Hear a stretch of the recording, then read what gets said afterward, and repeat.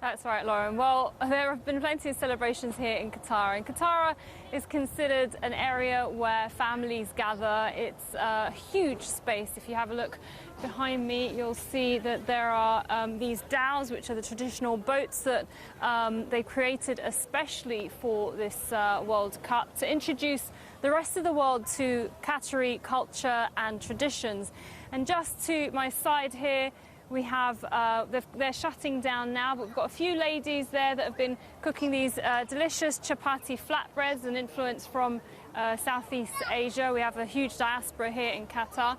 And then there are different booths. You have the Omani booth, you have a Yemeni booth, an Iraqi booth, and they're quite keen to not just showcase what's happening in the country here, but also across the entire region. This is the first time that a World Cup has been held in this part of the world, and it means a lot to not just the people living here, but the people in the region. They're able to show how things are done in a different way, let's say. Qatar's been really focused on family, for example, especially throughout the World Cup. Now, earlier, obviously, Qatar lost the game, but we saw plenty of Qataris in this part here. Not so much the Ecuadorians, because they've been mostly in the stadium. Yesterday, I was at the airport, and plenty of flights were coming in from Europe, where there was lots of Latin Americans, Argentinians, Brazilians, Ecuadorians, Mexicans. They've made a very long journey to get here. There's not many direct flights coming from Latin America to here, so they've had to go via Europe, some of them traveling for 24, 27 hours.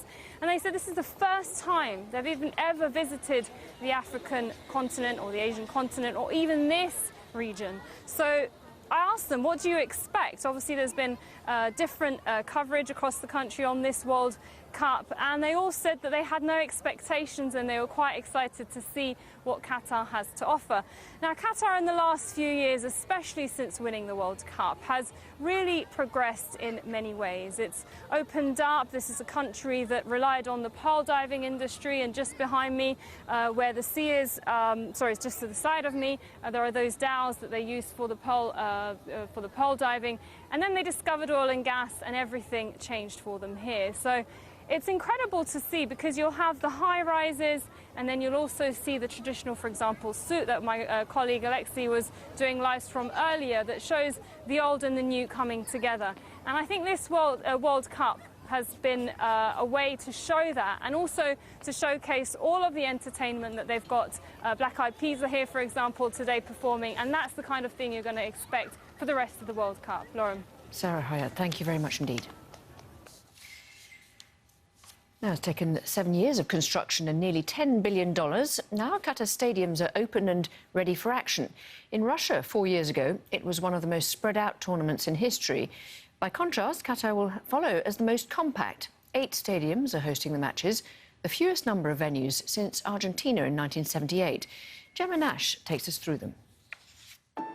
In terms of geographical size, Qatar is the smallest nation to host football's biggest tournament. 70 kilometres, the longest distance between any of the stadiums. Starting in the south, Al Janoub is close to the city of Al Wakra, the first of the brand new venues completed for the World Cup. It's just 15 minutes down the road to Al Thamama, which is near to Qatar's 2 international airports and the large industrial area. Located in Doha's port, Stadium 974 is the World Cup's first ever temporary venue, and it's right on the waterfront at Ras Abu Aboud. 15 kilometres west, we're at the redeveloped Khalifa International Stadium, which first opened in 1976 and hosted the 2006 Asian Games. A short journey across Al Rayyan is the Education City Stadium. It's at the heart of Qatar's centre of learning and home to 9 universities. A 10-minute drive on the Dukhan Highway takes you to Ahmed bin Ali Stadium. It's the furthest venue from the coast, with a capacity of 40,000.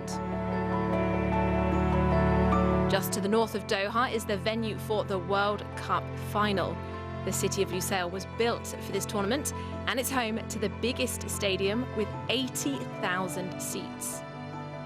And 30 kilometres up the coast in the city of Al Khor lies the 60,000-seater Al Bayt Stadium. It hosted the FIFA Arab Cup last year. 7 years of construction, nearly $10 billion spent, with 7 brand new stadiums, a fitting stage for the biggest football show on the planet. Well, the tournament has transformed areas of the Qatari capital into fan zones. More than 1 million people are expected to visit the country during the World Cup. Al Jazeera's Alexia O'Brien has been out meeting fans in Souk Waqif.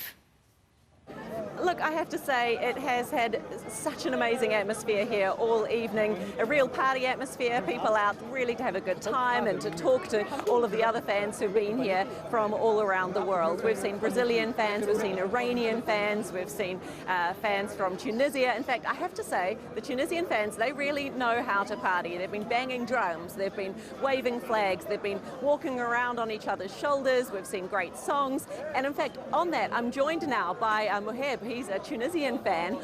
Why do you think the Tunisian fans are so good at showing their love for football in their country? First of all, I hope that you've been good and you've been covering our vibe, because we're all over the place. Basically, in every collective sports, we compete as one. This is in our culture. Hospitality is something in our culture besides football. We came to this country and we found hospitality, we found football, so it's like paradise for us right now. The vibe is amazing, everyone is welcoming. We speak with other supporters from all over the world. In fact, we've came so far, all of us, we studied in Europe. So he studies in Germany, she's in Ukraine, he's in Austria, I study in Monaco, and now all of us here to support our country. This place here, Souk Waqif, it is a bit of a tourist hub.